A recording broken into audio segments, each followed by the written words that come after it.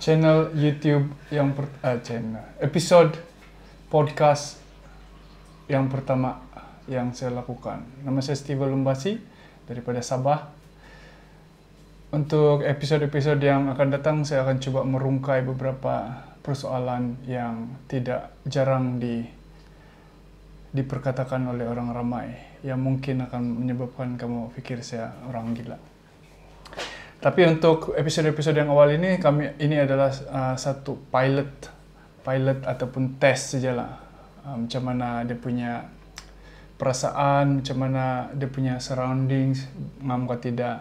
So ngam saya punya biras datang untuk tes bolehkah tidak ni tempat untuk dijadikan sebagai studio sementara.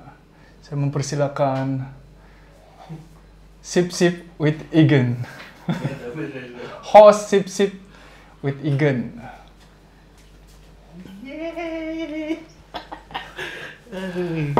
Kami sendiri pun bingung siapa punya channel yang sepatutnya kami buat, sebab semua production punya equipment adalah untuk Sip Sip punya channel. Tapi dia yang kreatif di sini nih. So saya anggap saja ini semua saya punya barang lah, dan kau adalah tetamu saya bukan lagi tetamu. Apa tidak? Kalau kita selalu cerita pasal benda-benda yang pelik-pelik. Tapi saya masih lagi tidak paham. Mula-mula saya kenal kau sebagai seorang yang kreatif, artis. Oke. Dan sedikit demi sedikit saya macam dia membuka mata saya yang ada otak yang lain daripada yang saya pernah jumpa seumur hidup saya. Kan? Lain. Iya. Dan saya rasa ada dia punya background. Apa yang menyebabkan kau menjadi seorang yang kreatif? Adakah creativity itu sebagai pelukis bermula daripada kecil, ada exposure daripada kecil, ataupun terpengaruh rekan sebaya masa tengah hidup kau, ataupun baru-baru ada satu benda yang trigger kau macam mana? Kau mau jawaban pendek kah panjang? Panjang. Kalau saya balik time form 4, time tu saya rasa macam saya punya life yang kira teruk lah. Family pun sini sana. Saya tinggal sama saya punya nenek time tu. So parents tempat lain. I guess art macam escapism lah. So kami pergi library bila kawan saya sudah start membebel lah apa semua. Because ada banyak topik yang saya kurang berminat kan. Jadi bila saya boleh lukis something yang diorang suka, saya lukis, kira macam diorang masih boleh terima, baik kalau habis kau lukis, nanti kau bagi saya, boleh kah? Okay. So I'm doing them something. So saya masih kira masih dalam diorang punya lingkungan circle of friends gitulah. Walaupun saya tidak layan diorang. Oh, nanti si Gen lukis dia kasih saya ni. So saya punya geng lah ni. So that's how saya get acceptance lah dengan kawan-kawan saya dengan lukisan yang unik lah. Macam mana bentuk lukisan kau dulu? Saya rasa dia lebih imitation lah. Batman, Superman, Dragon Ball. Komik-komik lah. Ya, yang memang kau pandai lukis komik lah. Saya pandai tiru orang. Saya pandai memimik. So dari sana saya rasa macam best lah, macam cool lah orang melukis ni. Terus bila kau melukis, kadang-kadang ada cewek tengok. So that's how yang attention sangat best ni kalau kau buat barang-barang yang mungkin tidak banyak orang bikin. So saya start melukis lah. Sampai saya rasa saya punya ego besar pada time tu. Saya rasa macam saya boleh buat ni kan yang okay ni sama dengan yang ni. So saya tidak pernah join competition, saya tidak pernah join exhibition. Kepuasan sendiri kan. Ya. So bila ada kawan tanya kenapa kau tidak pernah join, saya takut saya kalah. Saya macam saya tidak mau kena reject. So dalam otak saya kan saya punya trip ni yang saya lah. Saya paling best lah dalam dunia saya sendiri. Until bila benda-benda yang perlu saya punya artistic punya knowledge, skills, saya rasa macam takut ni. Sekarang sudah tiba masa untuk saya guna ni barang kan. Kau boleh buat kah? Terus saya jadi macam saya tapuk tuh barang, saya simpan. Tapi in a way saya kasih keluar dia dalam cara yang berbeza lah. Saya ambil architectural design course, diploma saja. And then itu dipengaruhi oleh kau punya minat melukis lah. ya. Ini sih yang ada kaitan sama Ini melukis dan ada masa depan. ya, Macam tu kan. begitulah yang saya punya uncle, saya punya this one uncle lah, dia bilang kan kau mau jadi pelukis apa macam punya pelukis, dia bilang kau mau jadi artis jalanan, dia bilang. So saya macam down lah, saya tidak faham apa itu artis jalanan time itu, tapi dalam otak saya macam because saya punya family Indian, so engineer, lawyer ada kah? Tidak lawyer, engineer, doktor, kebanyakannya lah. Terus yang kalau kau lain kan, terus yang ala teruk soal ni. So macam ya, memang jatuh point lah gitu.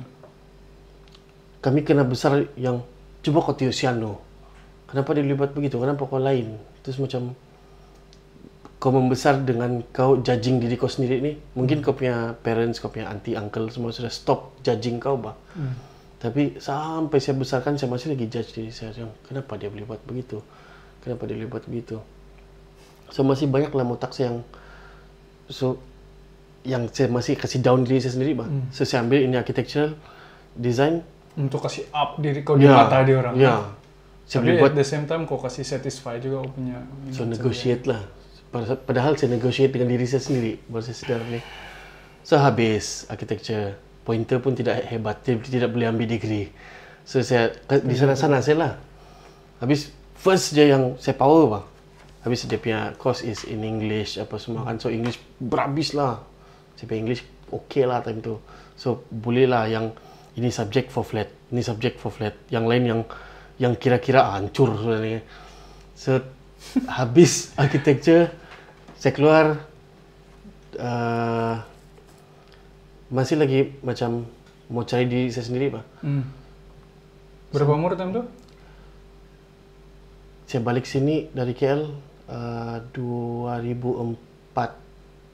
24 lah, 24 tahun. So saya macam ya, tua kau ni kan?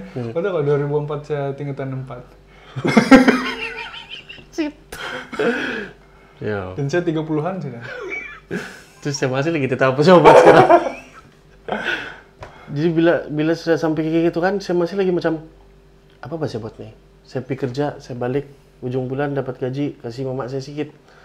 Terus by the time mau gaji suatu yang bukanlah saya kaya sekarang, tapi macam sekarang mungkin saya nampak sudah apa saya punya purpose pak. Dulu macam tiada apa-apa nih, sampai saya jumpa Chris Pereira.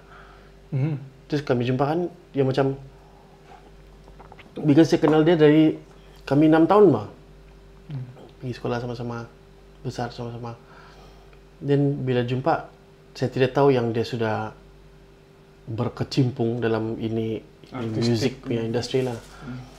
So saya bilang saya masih minat melukis tu, dia macam ya kah? Dari budak lagi ni bilang. So saya tunjukkan saya punya barang-barang. Saya bilang kenapa kau tidak design macam t-shirt ke, design benda-benda komersial? Saya bilang kan macam saya rasa macam saya tidak boleh kena terima ni. Saya bilang again itu judging datang balik bah. Kau pun ada juga fase yang macam tu kan? Ada. Saya sekarang masih begitu. Yang macam yang saya nampak kamu punya yang inilah yang lain saya rasa yang kamu punya otak macam punk rock sulap tuh. Secara jujurnya kan kalau saya nampak dorang punya art kan yang sebenarnya apa yang boleh membuatkan dorang boom betulnya, sebab itu art kalau tengok betul bukan sesuatu yang teknikal kah. Ini kan tapi ada community yang boleh appreciate tu benda pak. Macam ada beberapa community kecil saja pun dia macam boleh up sudah. Itu yang salah satu yang saya realize bila berkawan sama kawan yang sebenarnya benda-benda yang artistik nih kadang-kadang kau nampak dia macam remeh-temeh kan. Tapi kalau ada orang yang kau pandai tengok, kau kasih tunjuk dia, boleh commercialize nih, boleh jual nih macam tu. Sedangkan selama ini kita ingat benda tu macam suka-suka ya. Ya. Terus memang kau remind saya tentang yang time saya dulu nih. Sebab si Chris tanya saya bilang kan,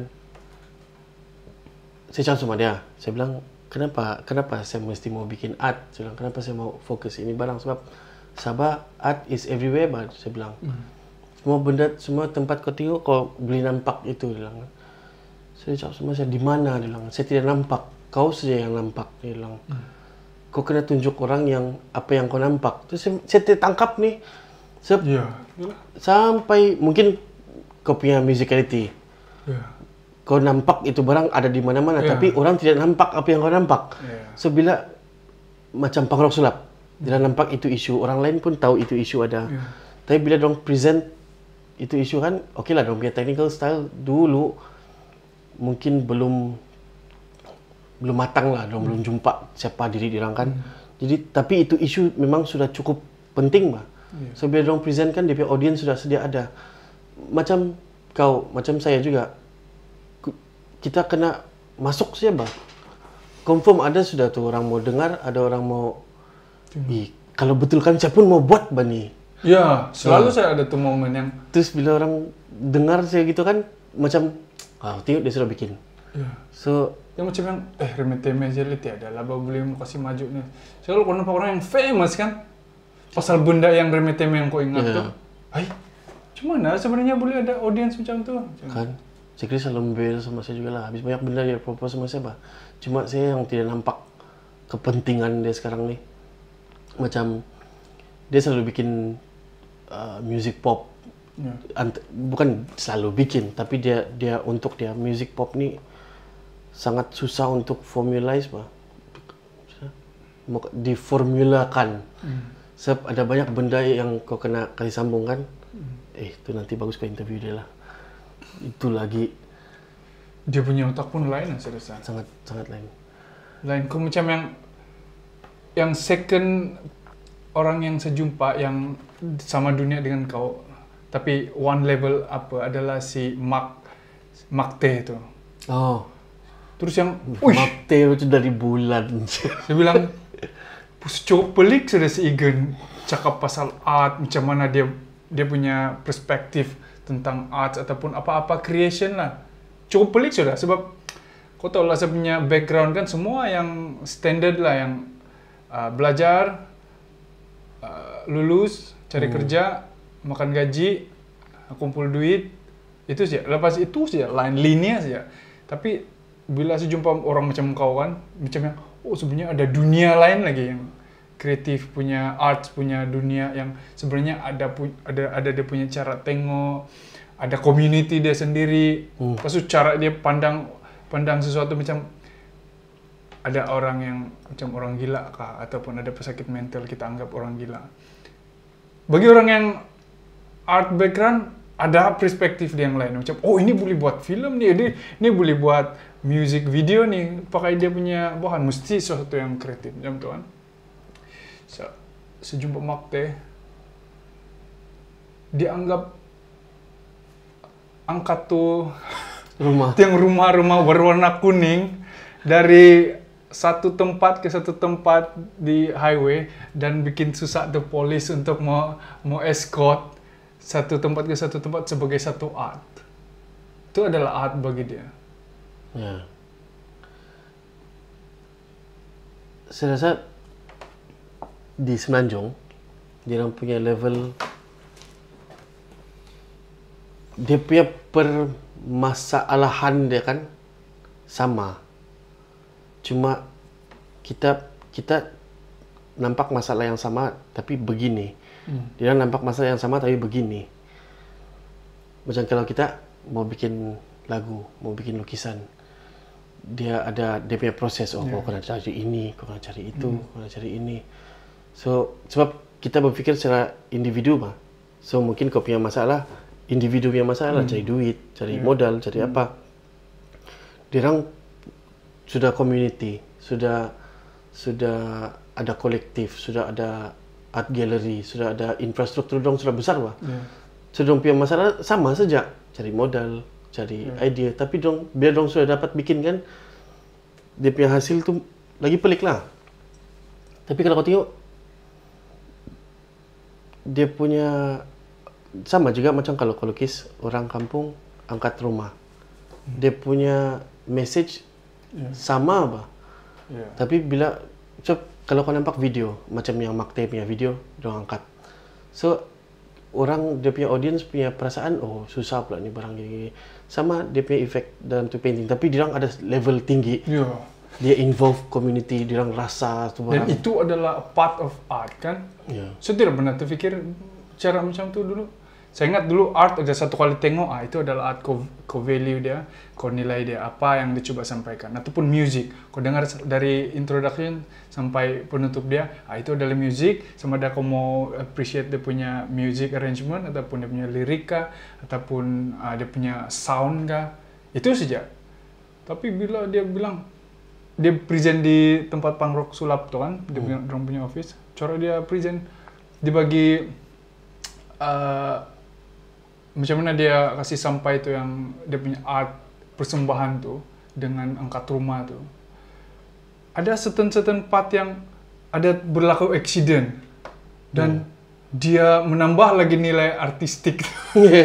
Terbunda. Oh, mana label saya mau pergi ni untuk kasih mau betul-betul faham tu message dia orang, betul-betul mau rasa apa yang dia orang coba sampaikan. Kalau macam bagi saya rasa kebanyakan begitulah kalau yang bukan artistic mind punya orang kan, macam tengok yang Chen Peng punya punya isu tu kan, dia kasih jadi artistik sebagai dia punya keinginan untuk balik Malaysia. Bila dia mati, abu dia coba untuk ada orang coba mau kasih tabur di Malaysia, tapi tidak boleh. Lepas tu dia buat performance pasal itu. Jadi art tu dah. Daripada politik pergi art. Kau rasa di mana level kau kalau banding sama dia orang ni? Saya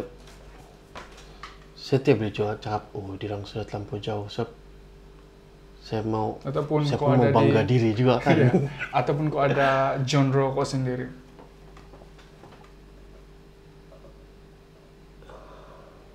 Saya rasa kalau benda begini kan, saya ada pengalaman untuk bikin macam mana curatorial punya kerja lah, jadi kurator. Untuk kurator tu apa? Dia susun satu exhibition lah. Tidak paham. Untuk yang tidak tahu, curator ialah orang yang di belakang setiap exhibition yang kamu pergi tengok lah. Macam mana dia handle dia punya idea, dia punya konsep, dia punya logistik, finance, semualah dari dia tiada di awang-awangan sampai kau kasih formula dia jadi satu idea, sampai kau cari kau punya dana dan kau punya apa-apa yang kau perlu untuk kasih jadi satu material atau satu produk. Jadi saya pernah bikin satu exhibition, so mungkin dalam hati saya sudah ada ini experience, so saya confident yang saya boleh buat lagi benda-benda begini. Tapi untuk apa? Sekarang dia punya soalan kan yang saya betul-betul mau jawab, untuk apa saya bikin exhibition? Orang mau dengar kah? Ini barang ada impact kah? So bila the first time kau bikin kan, kebiasaannya lah artis bila bikin satu barang kan dia akan langgar siapa? Sebab artis kan. Ya, express, so semua langgar jadi. Terus bila ada postmortem dia kan, kamu tengok balik dia ini barang macam saya punya masalah lah dari itu exhibition yang saya bikin kan, Being Mafilindo. Ini pasal Malaysia, Sabah lah khususnya, yang kena rebut oleh Philippines dengan Indonesia. Kenapa dia begitu? So saya cuba balik pergi masa yang itu agreement Mafilindo yang gagal tu, dan tanya satu soalan, kalaulah Mafilindo tu jadi, apa jadi dengan ini idea of Mafilindo? So saya bawa itu, saya ketengahkan itu idea lah. So macam ada banyak kawan-kawan artis yang guna ini Being Mafilindo as diorang punya macam mana threshold titik untuk bikin diorang punya conversation. So diorang it's a go-to lah untuk some artist. So macam jadi inspiration. Ya, happy jugalah saya rasa. So bila sudah habis tu kan, kami ada buat satu postmortem. Dia punya organizer ni orang Japan Foundation. So dia tanya lah macam, kenapa kau tidak terfikir untuk kasih bikin satu formula untuk ini exhibition supaya dia boleh jadi satu macam franchise macam KFC gitu. KFC di Malaysia dia lain, di US dia lain. So let's say ada satu negara bayang, sebab kita being Maflindo, Malaysia, Philippines, Indonesia. So dia bilang, kenapa kau tidak cari negara lain macam apa contoh? Brunei? Bukan, di Western world lah, macam US, Cuba dengan apa suatu saya lupa sudah. Ini So dia bilang kan, kalau kau cari negara yang tiga negara yang bergolak tu kan, kau buat itu exhibition di sana. Dia akan ada maksud untuk negara-negara begitu. Orang boleh cross reference gitu. So dia tidak akan rasa macam okay, kami saja di dalam dunia ini yang ada masalah begini. Italy, Greece dengan ada tu Nigeria. Dia ada macam masalah migrasi gitu kan. So benda-benda begitu yang saya tidak terfikir untuk capai bah. So saya stuck di Malaysia. Kalau lah saya boleh bawa ini exhibition pergi luar negara, mungkin saya boleh capai satu lagi level pemahaman bah. So sekarang saya stuck di sana. Ya, so sekarang saya masih lagi, kalau saya mau bikin satu exhibition, saya mau tanya kenapa, sampai mana ini exhibition boleh capai, dan yalah macam untuk apa kau bikin. So macam I guess I need some kind of a guidance jugalah. Tapi sekarang sudah ada anak, sudah ada life yang bukan bilang di kongkong, cuma saya happy, saya fokus dengan family saya. So mungkin tu tahu. Kalau kau buat exhibition tu pasal Maflindo tu lah, macam mana jenis exhibition yang kau buat? Adakah macam lukisan saja kah ataupun arca saja kah? Being Maflindo exhibition pertama di Sabah Gallery, lepas dia kena buka, yang tidak ada lukisan. Dia punk rock sulap, saya punya artis lah yang saya gather kan, punk rock sulap, dia bikin woodcut printing. Lepas tu artis dari Indonesia, Bam Ibrahim, dia bikin silk screen printing atas kain kafan. So sangat morbid lah dia punya idea. So dia punya cerita pasal kerajaan-kerajaan di Maflindo ni, Malaysia, Philippines dan Indonesia, menghalalkan keganasan, menghalalkan diskriminasi. Tengok bah macam ni otak ni artis-artis kan. Kalau kita macam yang woodcut printing tu, ada nilai artistik yang dalam kan bagi artis. Bagi orang yang orang bilang logic thinker, kenapa tidak print pakai digital printer saja kah?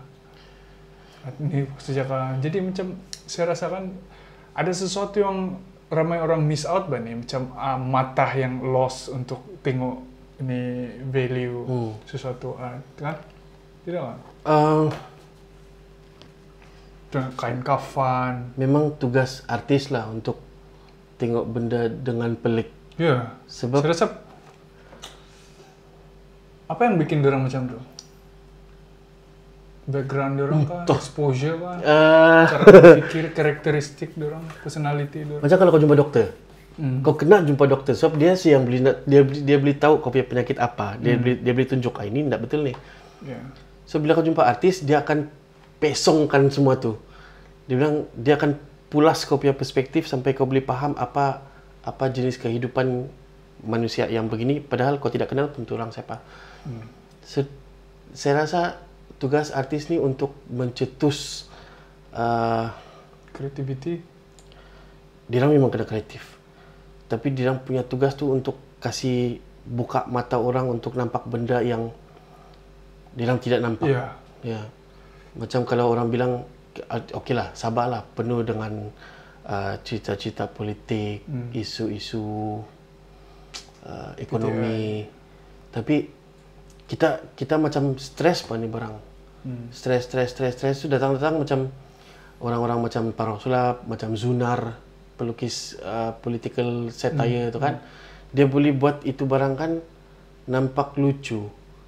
So bila kau nampak sudah kan dia kasih kau satu perspektif baru yang sebenarnya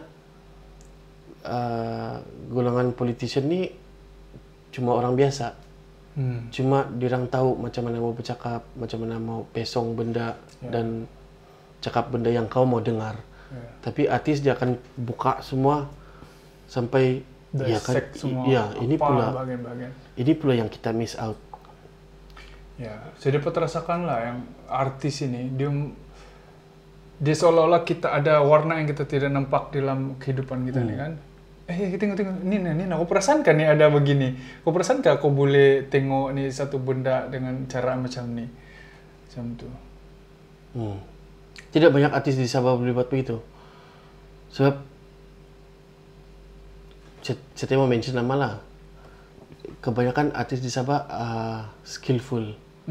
Dan diorang macam diorang mau tunjuk skill diorang, realism dia, campin dia kasih sama tu daun sebenar sama lukisan gitu kan. Itu saja. Kalau saya mau appreciate satu art form kan yang saya appreciate macam mana susahnya mau produce tu benda saja. Itu saja.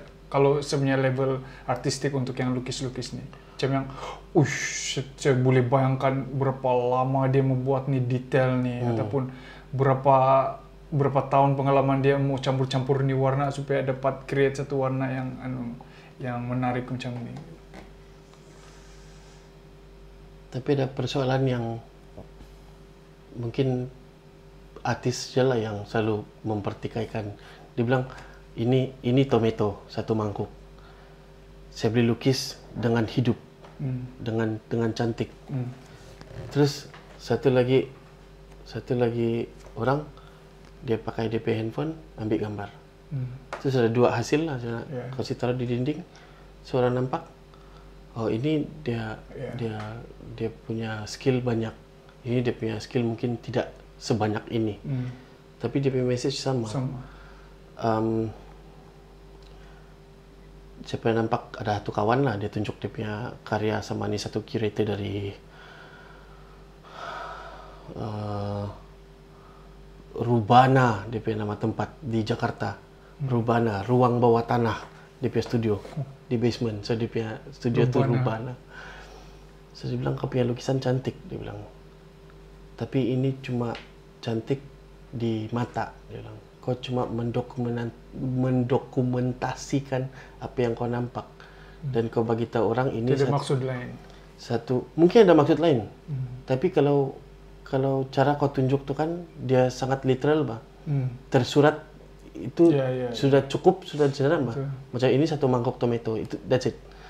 Tapi kalau lah kau beli cerita itu tomato kena gigit. Dalam lukisan tu kau tu sudah kena gigit. So ada orang cerita orang sudah kenapa dia kena gigit. So macam juga kalau kau tengok berita pukul 8. So si A tembuk si B. Dalam report berita lah. So dia mungkin dia tunjuk footage yang ini orang tembuk ini satu orang, lepas tu orang kena bawa pergi balai. So that's reporting lah. Dokumentasi yang straightforward. Tapi kalau artis yang bercerita, dia orang kasih keluar dia punya penceritaan, dia akan ada emosi, ada warna, ada sinematografi. Macam mana kau nampak dia punya tangan bergerak, macam mana dia bangun pagi bersedia sudah memukul sampai dia kena tangkap terus bergelut dengan polis yang kau nampak semua itu detail bah. Itu cerita dia lah. Bagus, analogi yang sangat tepat cerita, sebab message itu ada, tapi sebenarnya ada lagi benda yang kita perlu puaskan dalam hati kita kan. Emotion di mana, creativity di mana, kita punya keinginan untuk mendengar cerita tuh sudah memang ada dalam genetik kita dari dulu, dan itu yang kita coba puaskan dari artistik punya presentation kan. Ya, saya rasa ada satu benda yang saya trigger sini bila kau cakap kita, apa kau bilang tadi? Kemudian kita puaskan. Dari kita, apa kau cakap? Dari kecil, saya teringat pasal Rinait, Sundait, kan benda-benda begitu. Saya rasa macam ni benda sudah mati ni.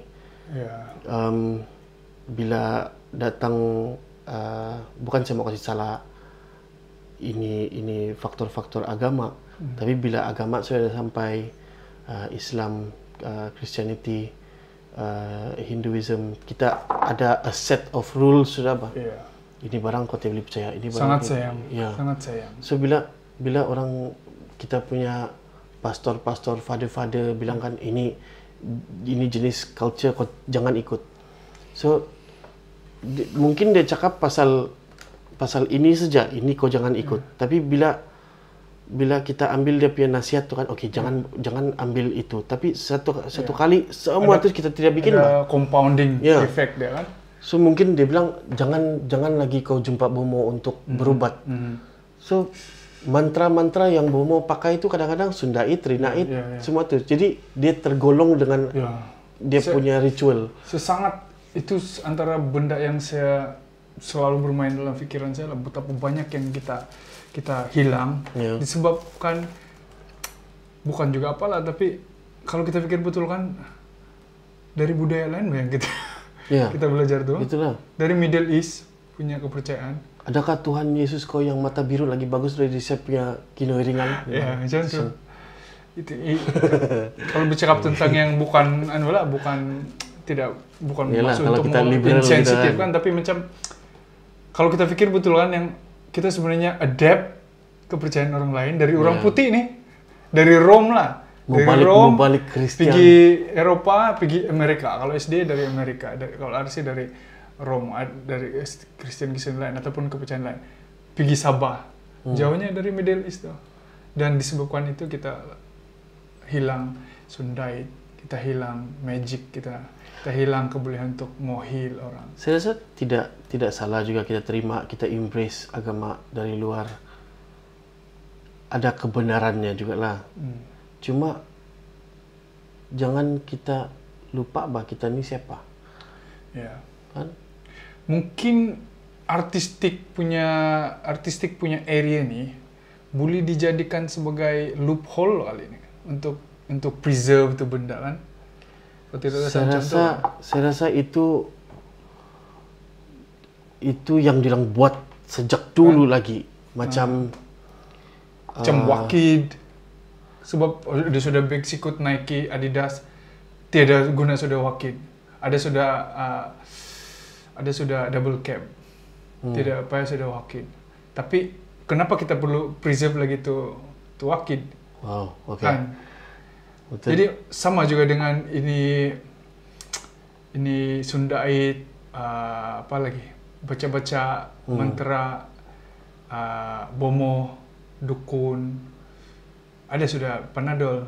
Betul-betul kita pergi jumpa bomo lagi. Sakit kepala, tidak payah lagi minta asap-asap ataupun bagi akar-akar kayu. Ada sudah Panadol. Tapi kalau kita guna mata artistik, kita nampak tu value dia. Value tentang macam mana itu tradisi represent kita punya karakter sebagai orang kita kan. Mungkin kalau kau mau kasih kait art dengan culture kita yang dulu dengan pemahaman agama kita sekarang kan dia jauh beza bah. Macam okey kita ambil agama lah yang sudah modern, sudah now lah kan. Kita zaman now. Kalau sakit jumpa doktor dia bilang. Kalau perlu ini jumpa accountant, jumpa professionals. Yalah, bukan saya bilang Christian tu dia mesti ada begini, tapi kita grow up dengan community yang ada orang-orang yang tahu kemajuan teknologi lah di dalam community yang seagama dengan kita. Terus Bomo yang cultural ni dikaitkan dengan benda-benda yang tahyul, syirik, tidak logik. Tidak logik. Tapi imagine kalau Bomo, Boboizan, Bobolian itu kan dia ada sijil profesional dari UMS, dari saya graduate dari gini dan sebenarnya dia tuh title dia tuh doktor. Saya tahu macam mana mau kasih kurang perbelanjaan rumah kau. Cuma dia pandai benda begitu. Kau mesti berhenti minum arak. Kau mesti minum air saja. So di sana dia sudah bagi dia wisdom as saya tahu pakar counseling. Tapi orang semua kasih cakap ini bomo. Jadi dia tidak meluas bah. Dia tidak ada recognition. Orang tidak pandang itu sebagai benda yang serius. So kalau kita mula untuk tengok apa fungsi Bobolian dulu, apa fungsi ini orang-orang pintar dulu kan, ubat-obatan kah, pemakanan kah, logistik kah, dia ada dia punya apa specialty. Dan kita boleh tahu yang Kopiah culture pun ada satu function yang sama dengan agama moden, bah. So, mana saya ni? Ada, Macam mana saya kasih kait dia sebagai dengan art adalah saya mau cakap dari kita punya pemahaman bahasa, pemahaman sastra, pemahaman lagu-lagu lama. Dan dari sana kita boleh faham apa fungsi itu Bobolian. Dan dari sana, dari Kopiah words yang kau ingat, Kopiah nenek nyanyi time kamu tidur. Macam kau kasih tidur anak kau, ada satu lagu yang saya pernah dengar tu saya, shit, kalau saya tahu tu lagu bukan best. Itu yang saya jealous ni. Okay. Saya macam dia modal yang sama saya gunakan dia dalam artistik sebab dia macam dengan yang tradisi lah. Tradisi dengan artistik punya approach. Artistik ada certain part of art ini dia preserve sesuatu benda yang boleh contohnya membangkitkan memori kita masa kita masih di kampung ataupun membangkitkan emosi kita masa kita masih kecil macam tu Pak. Perkara-perkara tentang yang tradisional ni macam Bomo. Ada satu emotion yang kita tidak mau tinggalkan. Contoh dia macam mana kita bergantung dengan satu orang saja di satu kampung tu. Macam mana kita punya perasaan, rasa hormat kepada seseorang disebabkan dia pandai mengubat. Kan ada contoh di kampung saya, ada satu orang yang pandai mengurut. Lepas tu semua orang yang sakit datang dengan dia. Dan bila kau tengok dari mata orang luar, kau nampak ada satu art juga di sana lah. Macam satu flow yang luar daripada norma, yaitu yang jumpa doktor makan panadol ataupun buang panas. Jadi bila kita kalau kita hilangkan tu value dalam community kita, macam sebagian besar macam perasaan kau tentang orang, ada kebergantungan kau dengan orang disebabkan dia ada satu kebolehan yang spesial hilang. Perasaan kau bila kau sakit, kau ingat seseorang yang dia boleh kasih sembuh kau, hilang kalau tiada itu. Dan saya secara tidak sedarkan, saya tidak mau hilang tu elemen mistik, bah. Sebab saya rasa elemen mistik itu bagi kita macam hope. Dan bagi saya macam tengok movie bah tu, perasaan dia. Macam yang ada magic, ada ini, sebenarnya ada.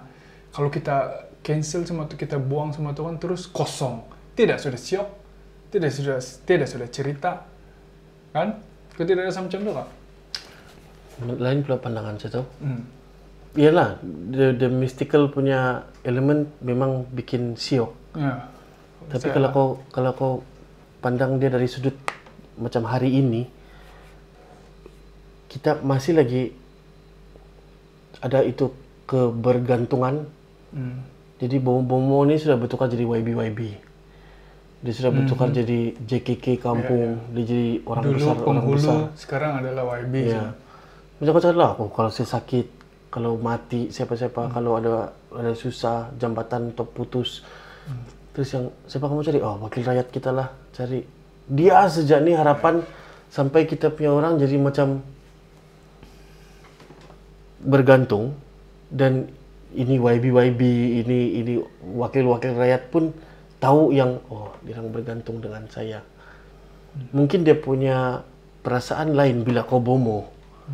Mungkin time kau bomo kau ada tu certain disiplin lah yang dia bergantung sama saya sebab Kinuringan sudah bagi ini sama saya. Jadi saya kena amanah dengan apa yang sudah kena bagi oleh semangat padi or something. Tapi bila ini mungkin YB yang kurang bertanggung jawab lah. Oh, dia hormat saya. Jadi saya boleh buat begini. Saya boleh pakai ini untuk kegunaan saya dulu. Tapi lainlah kalau yang bagus. Kalau dia rasa dia amanah, dia akan ada tu perasaan yang macam yang bomo-bomo lama. Dia tahu kegunaan dia tu untuk apa. Terus kita punya orang pula dalam sedar tidak sedar kita masih lagi macam dengan itu bomo mungkin kita boleh saya cuma boleh kami macam mana saya hormat kau, saya perlu kau, tapi saya tidak apa-apa yang saya boleh contribute. Saya boleh kasih doa kau kah, saya boleh kasih kau saya punya ikan kah, saya boleh kasih kau saya punya rasa hormat yang Tidak boleh confirm yang saya tidak akan buat apa yang jahat sama kau sudah, sebab kau pernah tolong saya. So dulu ada satu YB di kampung lah, saya tengok cakap sebab tu YB pun sudah meninggal. So dia pernah bikin dia contribute sebab itu padang bola kan tidak toilet bah. So dia bikin padang, dia anjur sukan apa semua tu bagus lah, memang bagus ni orang. So dia bikin toilet. Untuk yang main bola tu pergi adalah serahkan. Tidak satu orang pun pakai itu toilet semua pergi di samak. Tapi abis dia bilang ini itu YB punya jamban tu bilang. Kalau dia datang dia yang boleh pakai. So macam salah sangka apa tu? Bukan juga bilang salah sangka, tapi dia tidak mau kasih kotor. Dia jadi macam temple ni jadi suci. Terus jangan pakai ni untuk VIP saja. Ya, dia jadi begitu. So kita masih lagi ada itu perasaan yang saya hormat kau dan saya akan pastikan anak saya pun hormat kau dengan cara macam mana saya hormat kau dulu. Begitu juga. So kalau kau pergi itu kampung sekarang kan itu toilet masih ada nih. Ada pokok saya tumbuh, masuk satu daun-daun di dalam. Ya, so tidak orang pakai. Terus yang astaga, ada benda yang bagus, ada yang tidak lah. Tapi entah, funny lah juga kadang. Unik juga kan. Tapi yang saya punya point sebenarnya adalah macam mana kita mau preserve ni tradition kan. Sebab salah satu sebab dia ada nilai-nilai artistik juga bah. Saya rasa ni cara hidup tradisional ni macam ekosistem kita sesama dukun contohnya dengan orang biasa, dan macam mana ilmu ini diturunkan oleh kepada orang dia punya anak kah, dia punya murid-murid kah, macam mana. Jadi ada nilai artistik juga bagi saya. Saya tidak berani mau bercakap lebih dalam pasal ni barang apa. Saya pun rasa saya ni kurang ajar. Meninggalkan asal-usul, root. Benda yang saya tidak tahu. Terus saya rasa macam saya mau blame saya punya mama, saya mau blame saya bapak, saya tidak ajar. Tapi diorang pun tidak praktis itu barang. Jadi apalagi selepas ada agama kan, terus yang kena tinggal banyak.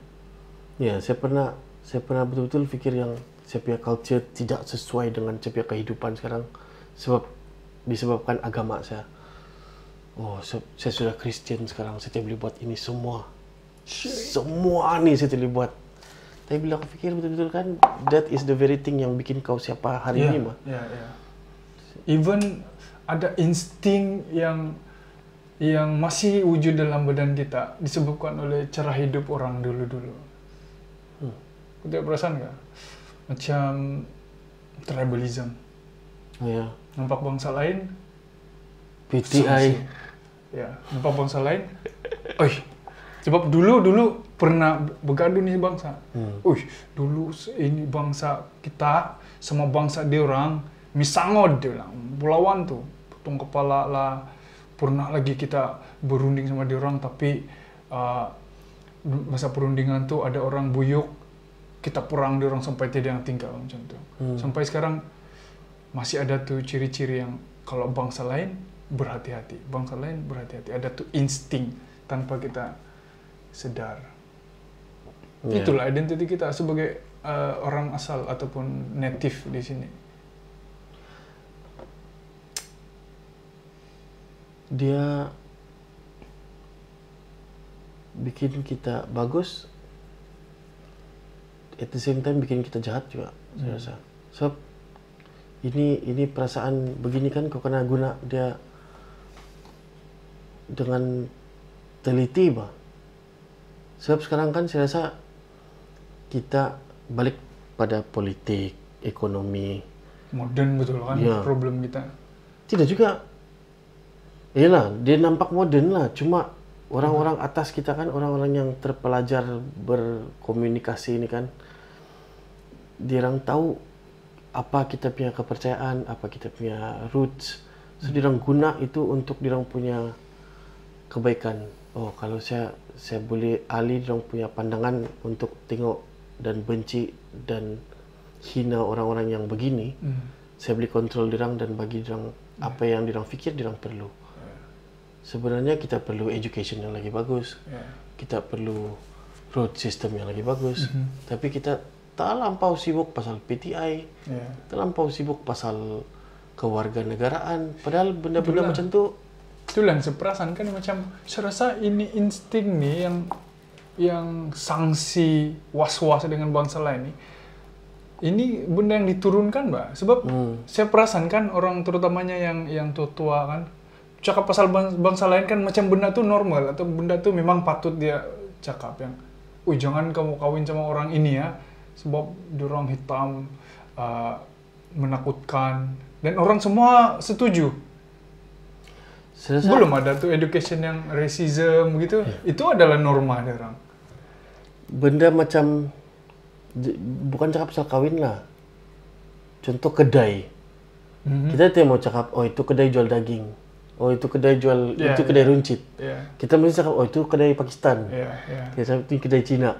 Terus dia otomatik nampak itu racism, tribalism, kenegaraan kita nampak di sana. Macam mana kita dibesarkan untuk identify satu orang itu dari darah dia, dari keturunan dia. Itu cucu sianu batu. Yang Cina tu. Ya, kita mau cakap yang dia tu yang petani berjaya. Tidak mau cakap itu. Kita mesti terus pergi tempat yang kita boleh cakap antara kita sama level atau kita atas sikit. Mesti mau begitu. Sianu batu yang selalu mengginum tu. Sianu batu yang sudah cerai di anak dia tu satu. Itu yang bikin kita ingat kan? Itu yang dia punya tag. Kalau tidak pun dia akan pergi ekstrim yang terlampau rendah kita. Dia betul yang anak datu itu. Dia betul yang kuat sembahyang tu, yang selalu di gereja. Dia tidak akan dia kawan saya betul. Itu yang paling susah aku mau cari. Sianu tu kan bilang. Kawan kau tu kan indah Kalau saya kenal saya betul. Dia tidak akan bermegah dengan benda yang positif nih. Itu yang saya heran. Itu adalah insting lah tuh, yang kita tidak sadar. Yang lucu ya kan, kalau kita guna nih approach kita macam mana kita describe bangsa lain di US kan, kita kena saman ada nih. Yang macam mana kau describe yang betul. Jadi apa political apa sudah correctness kah? Itu apa tuh? Apa dia punya ada nama dia. Saya lupa lah. Appropriation.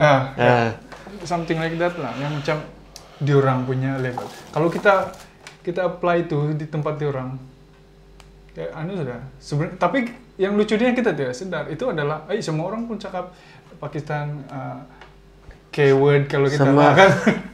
memang kita punya norma kalau kita bawa pisang memang truk lah. Iya. Macam pukul anak. Ya, Berapa? itu Truk salah itu satu, orang Semenanjung nggak tuh? Pergi ya. sana, Di US tuh kan, terus kena tengok saudara pun saya cakap Iya. orang Semenanjung. Saya tidak cakap orang negara kita sendiri. normal. Itu lah normal. Dia bawa Coba DP kita anak, describe. dia rutan, terus anak DP school, dia cakap, oh bapak saya rutan saya. Terus itu anak yang orang putih ini, bagi tahu dia punya cigu. Dia kena rutan. Oh, terus kes besar, geng. Banyak yang kita boleh ceritain, tapi berapa macam lama betul sudah. Banyak yang saya mau cakap sebenarnya, tapi disebabkan ini adalah Dia episode cakap pertama makanan ini. pun. Ada nih. Ini adalah sponsor untuk episode 1 yaitu lemang kampung Garatau dengan Nanas. kuah kacang. Ini sangat sedap lah saya rasa sebab Si. dia lain daripada Ya, lepas sila kayak daripada yang komersial punya. First time saya nampak lemang macam ni. Yang saya pernah nampak nasi impit. Ini adalah lemang. Jangan. Lemang beras pulut di dalam. Nasi impit beras biasa saja. Oh, Nanti kita makan. So itu saja testing untuk episode 1 saya. Sip with Thank you. people. Thank terima you. kasih. Saya akan jumpa kau lagi next. Oke. Sangat mantap. Tadi edit terus.